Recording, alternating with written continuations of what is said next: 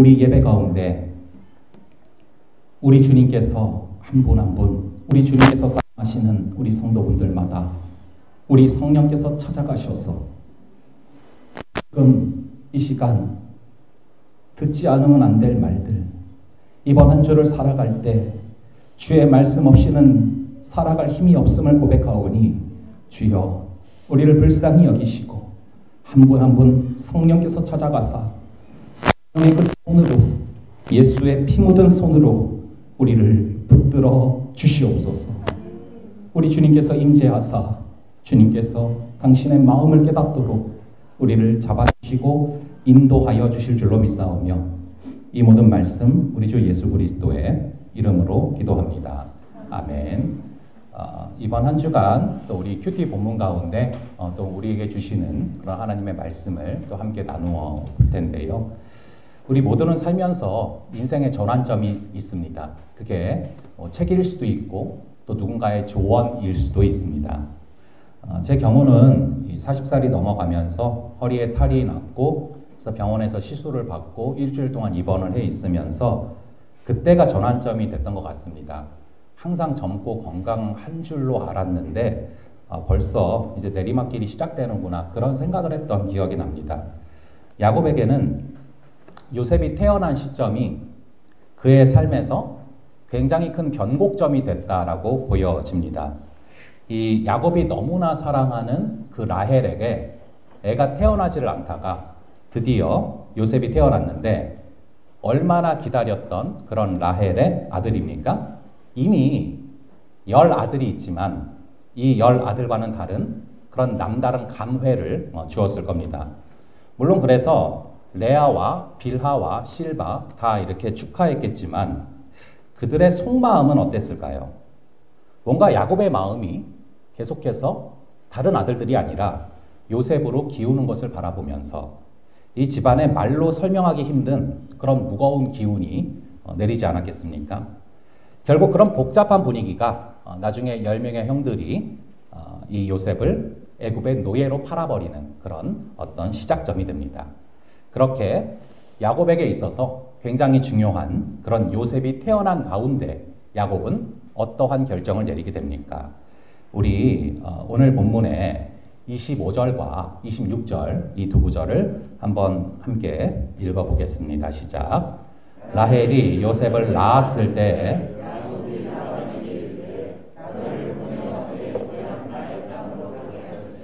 내가 외삼촌에게서 일하고 얻은 처자를 내게 주시어 나로 가게 하소서. 내가 외삼촌에게 한 일은 외삼촌이 하시나이다. 자, 이 야곱이 외삼촌 라반에게 말을 합니다. 이제는 고향 땅으로 떠나가겠다라는 것입니다. 즉 요셉이 태어나는 것을 계기로 해서 새로운 전환점을 맞이할 시기다라고 생각을 한 것이죠. 사실은 고향 땅으로 가봤자 원수처럼 변한 에서밖에 더 있습니까? 뭐하러 이 고향으로 가야겠다는 생각을 하게 됩니까? 이게 바로 하나님의 자녀들에게 주시는 생각이죠. 우리는 우리 주님이 계시는 곳, 우리 주님의 뜻이 있는 곳, 즉 본향으로 돌아가는 것이 우리의 삶의 목표죠. 우리는 흔히 산 정상에 오르는 것을 우리의 삶의 목표라고 생각을 합니다. 그런데 많이 경험해 보셨을 겁니다. 죽으림을 다해서 산 정상에 올라가 보지만 막상 거기에 올라가면은 여기는 계속해서 오랫동안 머무를 수 있는 곳은 아니다라는 것을 알게 되죠. 산에 올라가서, 정상에 올라가서 쭉 한번 경치도 보고 전체를 돌아본 뒤에는 다시 내려가야죠. 내려가야 가족이 있고, 내려가야 집이 있고, 내려가야 거기에 삶이 있기 때문에 다시 글로 돌아가는 것입니다. 우리 인생의 목적은 고지로 올라가는 것이 아니라 귀향하는 것이 목적인 줄로 믿습니다. 야곱도 그런 생각이 든 거죠. 그래서 외삼촌에게 이제는 내가 여기서 떠나가겠다라고 말을 하는 것입니다. 근데 뼈 있는 말을 한마디 합니다. 저희 한번 26절의 말씀을 다시 한번 읽어보도록 하겠습니다. 시작. 내가 가게 하소서. 내가 외삼촌에게 한 일은 외삼촌이 하시나이다. 자, 여기서 일하고 얻은 처자, 즉 이런 표현을 쓰는데 일하고 얻은 것은 처자밖에 없다라는 것이죠. 굳이 일하고 얻은 처자라고 표현을 쓰고 있는 것은 굉장히 복잡한 심정이 지금 깔려 있는 것입니다. 내가 일하고 양떼를 받았습니까? 내가 일하고 재산을 받았습니까? 내가 일하고 얻은 것은 처자밖에 없지 않냐라는 표현이죠. 여기서 내가 얻은 처자라는 표현이 생각보다 중요한 표현인데요. 내가 종처럼 일을 했다고 해서 당신의 종은 아니다라는 것을 말하는 것입니다. 종은 내가 얻은 처자가 있을 수가 없거든요. 종은 모든 것의 소유가 주인의 것이기 때문에 종이라면 내가 얻은 처자라는 표현을 쓸 수가 없습니다. 그 얘기는 거꾸로 이 표현을 쓰면서 내가 종처럼 일했다고 당신의 종이 아니다라는 것을 말을 하는 것이죠. 자, 이렇게 사람의 말에는 겉으로 드러나는 의미도 있지만 숨겨져 있는 의미도 있습니다. 참 뼈아픈 말인 것이죠. 우리가 살면서 겉으로 드러나는 말과 속에 담겨 있는 말을 잘 분간할 수 있는 것이 지혜입니다. 이어서 27절의 말씀을 한번 함께 읽어보겠습니다. 시작.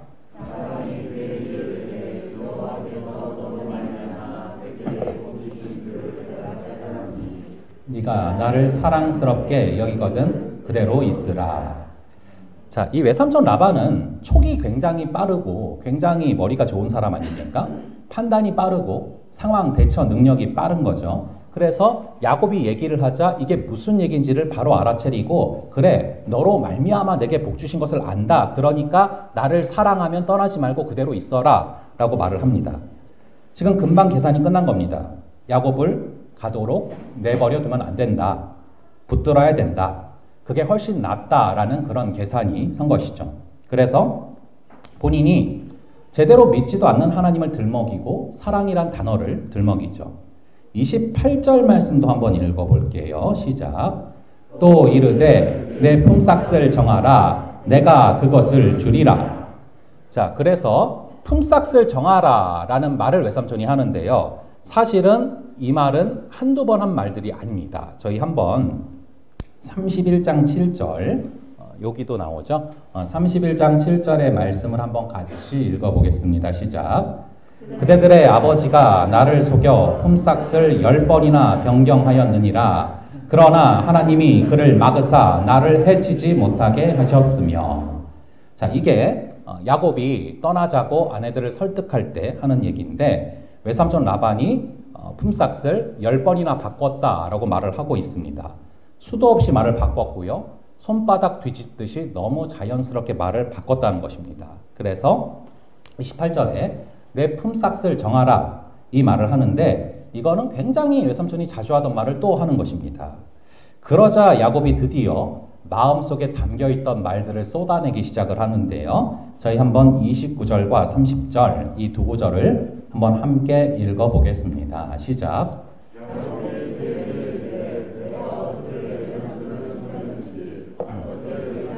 가축을 쳤는지 외삼촌이 아시나이다. 내가 오기 전에는 외삼촌의 소유가 적더니 번성하여 때를 이루었으니 내 발이 이르는 곳마다 여호와께서 외삼촌에게 복을 주셨나이다. 그러나 나는 언제나 내 집을 세우리이까. 자, 이제까지 내가 어떻게 섬겼는지 아시지 않습니까? 막 쏟아내는 거죠. 그럼 거꾸로 그동안 야곱은 어떻게 지낸 것입니까? 말 없이 꾹 참아왔던 것입니다. 이 말이 없다고 생각도 없겠습니까? 다 생각이 있지만 참고 또 참고 꼭 참은 것이죠. 그리고 정말로 아프고 어려운 시간들을 견뎌낸 것입니다. 그리고 한마디 분명하게 못을 박습니다. 제가 오기 전에 외삼촌의 소유가 많았습니까? 제가 오기 전에 양떼들이 많지 않았지 않았습니까? 외삼촌이 저 때문에 갑부가 된 거 아닙니까? 이렇게 말을 하고서 한마디 툭 던지듯이 내뱉은 것이 바로 나는 언제나 내 집을 세우리이까.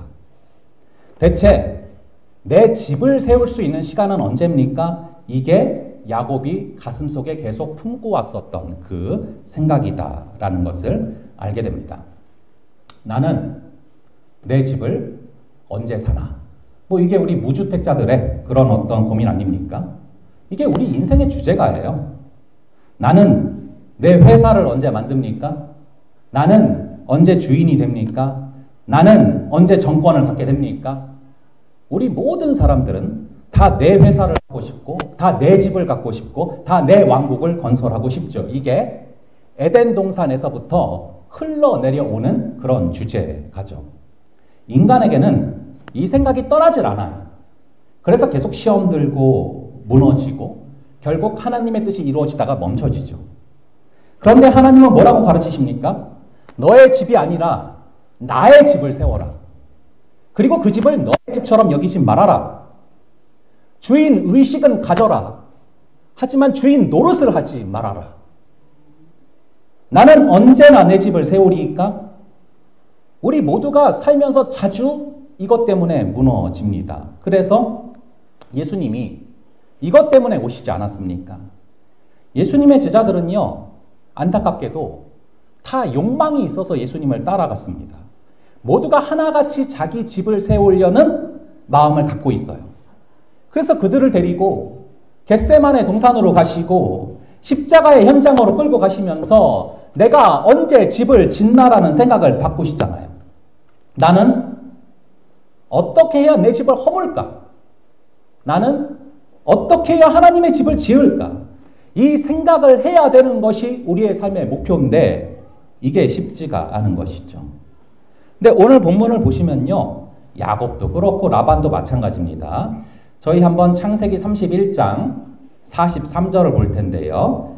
31장 43절의 말씀을 한번 저와 여러분들 함께 읽어보겠습니다. 시작.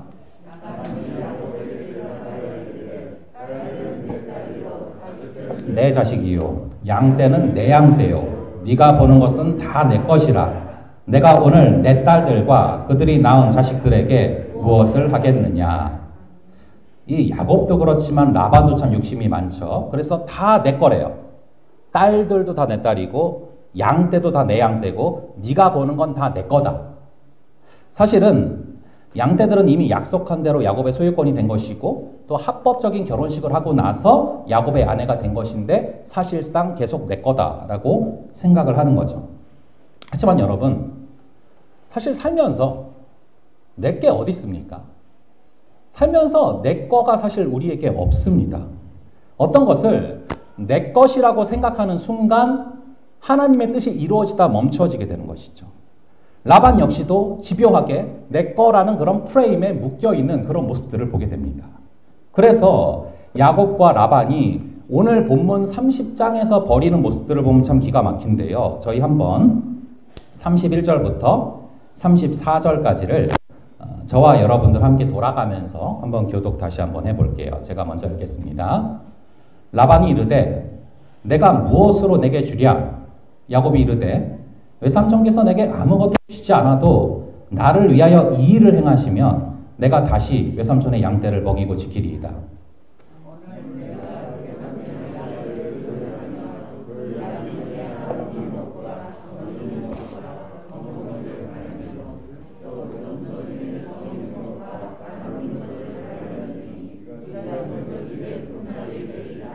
후일에 외삼촌께서 오셔서 내 품삯을 조사하실 때에 나의 의가 내 대답이 되리이다.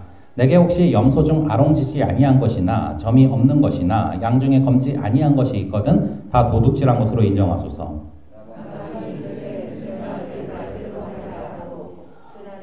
예, 여기까지고요. 자, 이 외삼촌이 조건을 제시하라고 했더니 야곱이 굉장히 신박한 조건을 하나 내겁니다. 여러분, 양들은 대부분 무슨 색입니까? 흰색이잖아요. 흰 게 우선이고 염소는 대부분 검은색이 우선이죠. 그래서 당연히 양은 뭐 아롱진 거나 점박이나 얼룩이 이런 게 잘 안 태어나고 굉장히 소수 아닙니까? 근데 이제 이런 제안을 하는 거예요.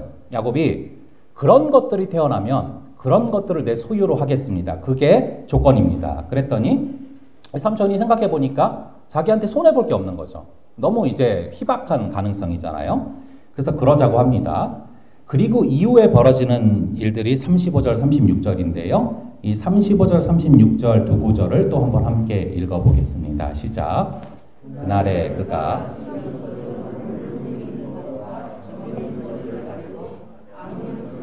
흰 바탕에 아롱진 것과 점 있는 것을 가리고 양 중에 검은 것들을 가려 자기 아들들의 손에 맡기고 자기와 야곱 사이를 사흘길이 뜨게 하였고 야곱은 라반의 남은 양떼를 치니라. 자, 이게 천하의 라반이죠. 야곱의 제안을 듣자마자 점 있는 거 아롱이 얼룩이를 다 빼내서 자기의 아들들한테 맡기고 야곱에게는 흰 거, 양, 그리고 검은 염소만 맡기는 겁니다. 그리고 두 떼 사이를 사흘길이 되도록 완전히 떨어뜨려 놓고 절대 교배를 시키지 못하게 만드는 것이죠. 그러니까 단 한 마리도 주지 않겠다라는 것입니다. 이제 조카한테 뭘 좀 줄 것처럼 얘기를 하더니 야곱이 조건을 얘기를 하자마자 그것과 완전히 반대로 움직이는 그런 모습을 보게 됩니다. 자, 이어서 37, 38절은 또 야곱의 황당한 모습이 나오는데 저희 한번 37절, 38절 두 구절을 또 함께 읽어보겠습니다. 시작. 야곱이 버드나무와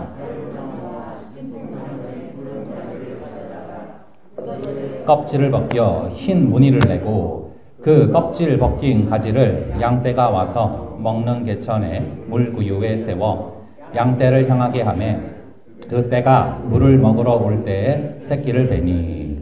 자, 이게 참 미신 같은 황당한 구절이죠. 하나님은 인간의 어리석은 요구에도 불구하고 때로는 그런 것들을 또 이루어지게 하심으로써 하나님이 약속의 신실한 분이시다라는 것을 믿게 하시는 거죠. 그래서 베델에서의 언약을 지키시는 거 아닙니까? 그리고 실제로 이 방식이 고대 시대에 이 목자들 간에 돌아다니던 미신이다라고 하더라고요. 이렇게 하면은 아롱이 점박이가 나온다. 그런 얘기를 들었기 때문에 야곱이 이런 방법을 쓴 건데 사실 야곱도 참 문제가 있는 게 야곱이 분명히 삼손한테 그렇게 얘기하지 않았습니까? 삼손 저 때문에 복 받으신 거 아닙니까? 하나님이 저를 통해 복 주시지 않았습니까? 라고 스스로 말을 했으면서 정작 자기 것을 탐내는 과정에서 하나님을 의지하는 게 아니라 미신을 이용하는 이상한 행동을 하고 있는 것입니다. 저희 더 심각한 모습은 41부터 43인데요. 41절부터 43절 이 세 구절을 한번 함께 읽어보겠습니다. 시작. 튼튼한 양이 새끼 뵐 때에는 야곱이 개천에다가 새끼를 베게 하고 약한 양이면 그 가지를 두지 아니하니 그렇게 함으로 약한 것은 라반의 것이 되고 튼튼한 것은 야곱의 것이 된지라. 이에 그 사람이 매우 번창하여 양떼와 노비와 낙타와 나귀가 많았더라. 자, 또 여기서는 야곱의 본성이 드러나고 있죠. 이 내 거라고 하니까, 내 거라고 생각하니까 욕심이 가득해져서 튼튼한 것들을 교배할 때는 얼룩이 점박이가 태어나게 하는 그런 방법을 쓰고요. 또 삼촌곳에는 그렇게 안 하는 거예요. 이게 양쪽 다 얼마나 치사합니까? 이게 바로 다 내 거라고 생각하면서 내 거에 묶여버리는 사람들의 모습이고요. 나는 언제나 내 집을 세우리까 여기에 묶여 사는 사람들의 모습입니다. 이게 사실 우리의 모습이 아닙니까? 저는 이번 한 주간 나는 언제나 내 집을 세우리까 이게 우리 월요일 큐티 본문 아니었습니까? 이걸 바라보다가 이게 참 많은 문제들을 우리의 심령 안에 가져오는데 이것을 어떻게 해결해야 되나? 우리가 항상 주인 의식을 갖는 것이 아니라 주인 노릇할 때가 많지 않습니까? 이것을 어떻게 해결해야 되나 기도하고 고민하다가 다시금 정답이 되는 구절을 발견했는데 제가 얼마 전에가 아니죠. 올해 초에 굉장히 많이 깊게 묵상했던 학개서 말씀을 다시 묵상을 시키시더라고요. 우선 간단히 학개서 배경을 말씀드리면은 바벨론에 이 포로로 잡혀갔다가 이제 이스라엘 백성들이 포로로 잡혀갔다가 다시 귀환을 하게 됩니다. 그래서 무너진 하나님의 성전을 건축하기 시작을 했어요. 근데 건축을 하고 있는데 대적자들이 나타나는 것입니다. 사마리아 사람들이 나타나서 방해를 하는 겁니다. 그래서 결국에 건축이 멈춰집니다. 게다가 엎친 데 덮친 격으로 경제적인 어려움들이 닥쳐오게 되고 가뭄까지 찾아와서 무려 16년 동안이나 성전 건축에 손을 놓게 됩니다. 그런 상황 가운데 이런 구절이 나오는데요. 저희 한번 학개서 1장 3절과 4절 이 두 구절을 한번 함께 읽어보겠습니다. 시작.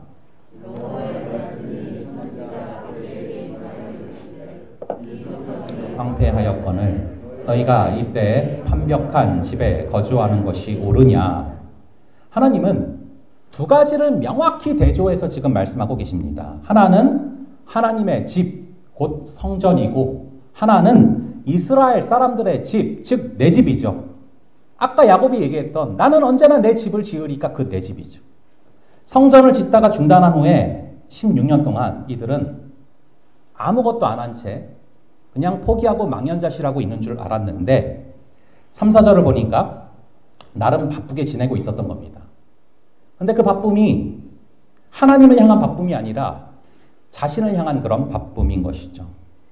이 4절의 판벽한 집이란 표현은 두 가지 의미가 있는데 하나는 아름다운 장식이고요. 하나는 지분까지 얻어서 집의 건축을 잘 끝냈다라는 의미입니다. 그러니까 주님의 성전은 16년 동안 황폐하도록 그냥 내버려 두면서도 자신의 집들은 아주 아름답게 만들었고 집같이 아주 잘 만들었다라는 것입니다. 이것을 우리에게 적용을 해보자면 우리 자신들이 여러분 교회 아닙니까? 우리가 하나님의 성전이다라고 말씀하지 않으셨습니까? 그런데 성전으로서 하나님의 부르심을 잊고 살았다는 것이죠. 세상 사람들이 사는 대로 자신의 안락함과 성공만을 추구하며 살았다는 것입니다. 이들이 처음에 바벨론 포로에서 돌아왔을 때는 자신의 정체성, 즉 하나님의 자녀로서의 정체성을 잊지 않겠다고 성전을 재건하려고 했어요. 근데 3, 4절을 보니까 어느덧 정체성을 잊게 된 것입니다. 그래서 성전이 우선이 아니라 말씀이 우선이 아니라 먹고 사는 일, 세상의 안락함을 추구하는 일이 우선이 됐다라는 것이죠. 이게 사실 우리의 모습이 아닙니까? 성경을 보면요. 우리는 구별된 삶을 살도록 부름을 받았어요. 구별됐다라는 것은 세상과 다른 모습입니다. In the world but not of the world. 세상 안에 살아가야죠. 세상의 빛과 소금이 돼야죠. 하지만 세상의 한 부분이 돼서는 안 되도록 우리를 부르셨다 말씀을 하십니다. 하지만 어느덧 세상과 전혀 구별이 되지 않는 모습, 세상 사람들과 똑같은 것을 추구하는 모습, 크리스찬이라지만 전혀 다른 것이 없는 모습, 그게 우리의 모습이 아닙니까? 그래서 주님은 말씀하시는 겁니다. 너희의 성전은 황폐하다. 너희의 심령의 성전이 무너졌다. 나는 언제나 내 집을 지으리까? 내 심령 안에 내 집이 지어지는 것만 집착하고 있다. 그리고 학개서 1장 5절에서 중요한 말씀을 하세요. 우리 한번 1장 5절의 말씀 한번 함께 읽어보겠습니다. 그러므로 이제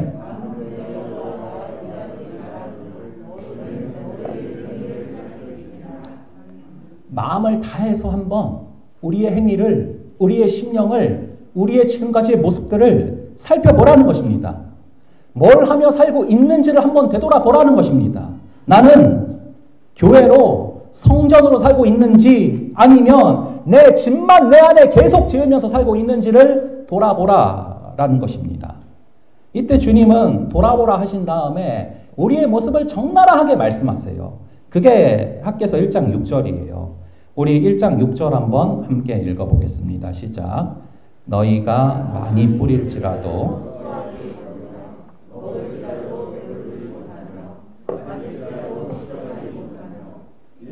따뜻하지 못하며 일꾼이 싹을 받아도 그것을 구멍 뚫어진 전대에 넣음이 되느니라. 이것을 한마디로 말하면 뭡니까? 부족함이에요. 부족함. 가뭄 때문에 곡식도 부족하고 마실 것도 부족하고 경제적으로 너무 힘든 상황에서 옷을 입었는데 따뜻하지도 않아요.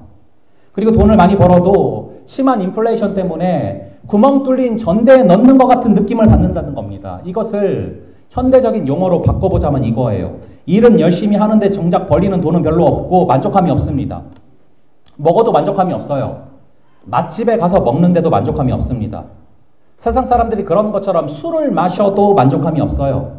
유행하는 옷이라고 해서 명품 옷을 사서 입었는데 만족함이 없어요. 돈을 버는데도 구멍 뚫린 전대에 넣는 것처럼 만족함이 없대요. 주님은 말씀하십니다. 그러할 때 각각 잘 살펴봐라. 너가 어떻게 살았는지 너의 행위를 살피고 너의 심령을 감찰하시는 하나님께 너의 심령을 그대로 들고 나가서 그 심령을 살펴보라는 것입니다. 중요한 것은 9절 후반부입니다. 내 집은 황폐하였을 때 너희는 각각 자기의 집을 짓기 위하여 빨랐습니다. 하나님의 성전은 황폐한데 모든 사람들이 자기 집 짓기에는 빨랐다는 것입니다. 곧 자신의 안락함과 자신의 성공을 위해서 매우 바쁜 삶을 살았다라는 것이죠. 그러면서 아직 내 안에 하나님의 집을 재건할 때는 아니다 라고 말을 했다는 것입니다. 그런 상황 가운데 하나님께서는 8절에서 이렇게 말씀하십니다. 우리 학개서 1장 8절 말씀 한번 함께 읽어보겠습니다. 시작. 산에 올라가서 나무를 가져다가 성전을 건축하라. 그리하면 내가 그것으로 말미암아 기뻐하고 또 영광을 얻으리라 여호와가 말하였느니라. 여러분, 이것을 단순히 1차원적으로 교회 건축만을 위한 말씀으로 생각하지 마세요. 여러분이 교회가 되셔야 된다는 말이에요. 우리가 아무리 천막에서 예배를 드리고 심지어 예배 드릴 처소가 없어서 가정에서 예배를 드릴지라도 그 심령이 하나님의 성전이 된 사람들이 드리는 예배는 주님께서 기쁘게 받으십니다. 하지만 아무리 화려한 예배당에서 드려도 내가 하나님의 성전으로 지어지지 않고 내가 하나님 대신 주인 자리에 앉고 내가 내 집만 지은 사람들이 드리는 예배는 아무리 화려한 예배당이라 할지라도 주님 받지 않으십니다. 더 이상 내 집은 언제 지어지리까? 여기에 집착을 하지 말라라는 것이죠. 16년 동안 전혀 세상과 구별되지 않은 삶을 살아오면서 성전을 짓는 것이 아니라 내 집을 지었을지라도 지금부터라도 주님의 성전답게 살라는 것입니다. 예배하며 살라는 것입니다. 말씀 듣고 살라는 것입니다. 그러면 내가 그것으로 말미암아 다시 기뻐하고 또 영광을 받으리라 말씀하시는 것이죠. 이 시간 우리 자신을 좀 돌아볼 수 있기를 바랍니다. 나의 성전이 황폐해져 가고 있지는 않습니까? 무엇을 하든 만족함이 없는 그런 공허한 삶은 아닙니까? 우리에게 필요한 것은 세상의 안락함과 성공을 추구하는 그런 삶이 아니라 내 안에 성전이 회복되는 그런 삶을 살아가야 합니다. 그럼 여러분, 어떻게 해야 내 안에 성전을 회복할 수 있습니까? 지금까지 계속해서 내 안에서 나의 어떤 내 집을 짓기 위해 살아왔다면 어떻게 해야 내 심령 가운데 성전이 회복될 수 있고 성전을 지어갈 수 있습니까? 성전에서 하는 일을 하시면 회복되는 거예요. 성전에서 뭘 합니까? 그게 바로 예배예요. 예배 시간에 주로 뭘 합니까? 지금도 말씀이 선포되고 있잖아요. 그 말씀에 반응해서 하나님을 찬양하고 말씀에 반응해서 기도하는 겁니다. 그래서 여러분, 우리의 심령 안에 우리 맘대로 살아가는 것이 아니라 우리의 심령 안에 그 말씀이 좌정하여서 내가 주께 범죄하지 아니하려 하여 주의 말씀을 내 마음에 두었나이다라고 말하지 않습니까? 그래서 그 말씀이 내 마음에 심령에 자리 잡고 그 말씀에 반응해서 찬양하고 말씀에 반응해서 기도하며 말씀에 반응해서 결정하며 살아가는 것, 그러할 때 우리는 한 명 한 명이 주님의 성전으로 지어지는 역사가 임하게 될 줄로 믿습니다. 더 이상 다 내 거다라고 주장하면서 내 거라는 프레임에 묶이지 마시고 더 이상 나는 언제나 내 집을 지으리까? 라는 그런 질문 가운데 고통스러워하지 마시고 나는 언제 내 안에 성전을 세우리까? 나는 언제 내 안에 주님의 거하시는 그 처소를 세우리까? 이것을 기도하며 나아갈 수 있는 그런 저와 여러분 되시기를 간절히 바랍니다. 네, 저희 함께 기도하며 나아갈 텐데요. 저는 이번 한 주간 이 찬양이 저를 계속 숨쉬게 해줬고요.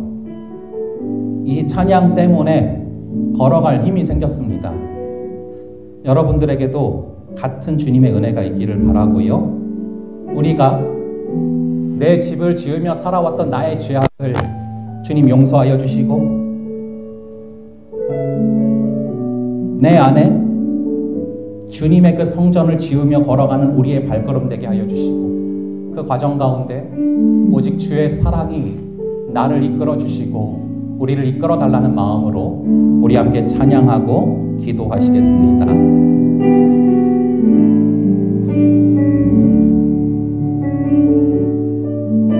주 사랑이 나를 숨쉬게 해 세상 그 어떤